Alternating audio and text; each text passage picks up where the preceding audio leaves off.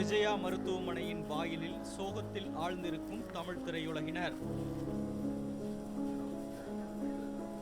36 வயதில் 29 படங்களில் படத்தொகுப்பாளராக பணிபுரிந்து ஆடுகளம் படத்திற்காக தேசிய விருது பெற்ற தொகுப்பாளர் கிஷோர் மூளைச்சாவு அடைந்தார்.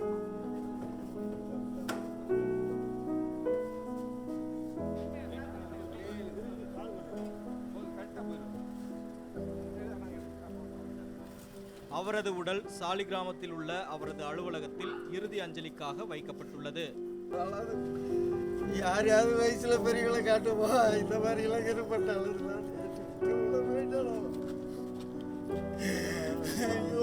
எல்லாம் பண்ணுமாப்பா. ஐயோ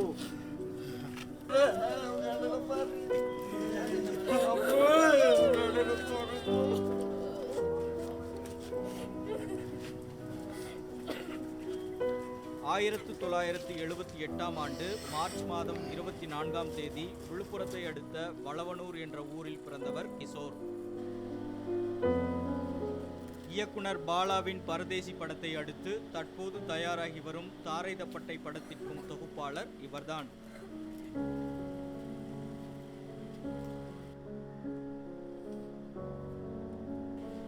படத்தொகுப்பாளர்களான லெனின் மற்றும் வி.டி. விஜயனிடம் தனது 21வது வயதில் உதவியாளராக பணிபுரிந்த கிஷோர் ஈரம் திரைப்படம் மூலம் தமிழ் திரையுலகிற்கு அறிமுகமானார். வெற்றிமாறன் இயக்கி வரும் விசாரணை என்ற படத்தின் படத்தொகுப்பின் போது மயக்கமடைந்த கிஷோர் மருத்துவமனையில் அனுமதிக்கப்பட்டு 8 நாட்கள் சிகிச்சை பெற்று வந்ததோடு மார்ச் 6ஆம் தேதியன்று சிகிச்சை பலனின்றி உயிரிழந்தார்.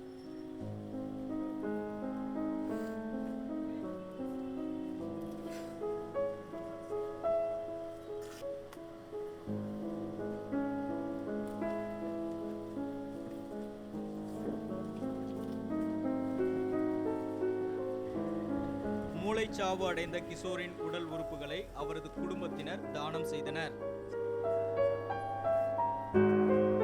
கிஷோரின் மரணம் அவரது குடும்பத்தினரையும் தமிழ் திரைத்துறையினரையும் ஆழ்ந்த சோகத்தில் ஆழ்த்தியுள்ளது.